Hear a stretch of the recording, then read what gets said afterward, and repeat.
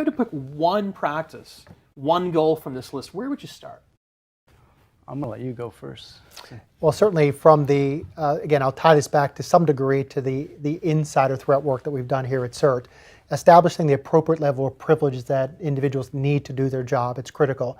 It is an arduous process to keep up with the access controls, but it's essential to be able to provide the minimum level of privileges needed for an individual to complete their job and activities.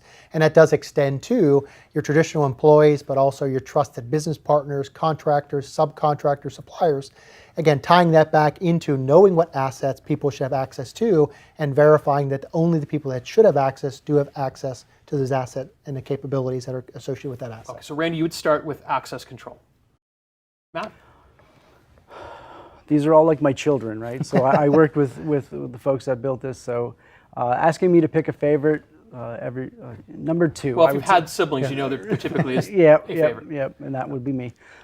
So I would say identifying and being able to respond to risk is the most important thing. I need you to be able to frame risk for your organization, because that actually feeds just about everything else, right? How to build an incident response plan, you need to understand your risk appetite or risk tolerance. So if you're building a risk management program, being able to prioritize your risks will allow you to understand what sort of events are escalated to an incident response. It also lets you know how much network security and monitoring and so on and so forth. So I just feel like as if you understand your risk, you will be able to inform the other 10. Yeah, so I'm going to start with the first item on the list. And I agree, all of these things are very important. And there's no right or wrong answer. But from my perspective, if you don't understand what the mission of the organization is, you don't understand the assets, you can't apply the things you've described. Agreed. So I think for my dollar, I would start with understanding the mission and assets of the organization,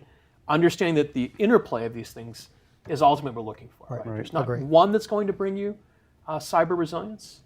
It's really doing this in a way that's coordinated, that's integrated,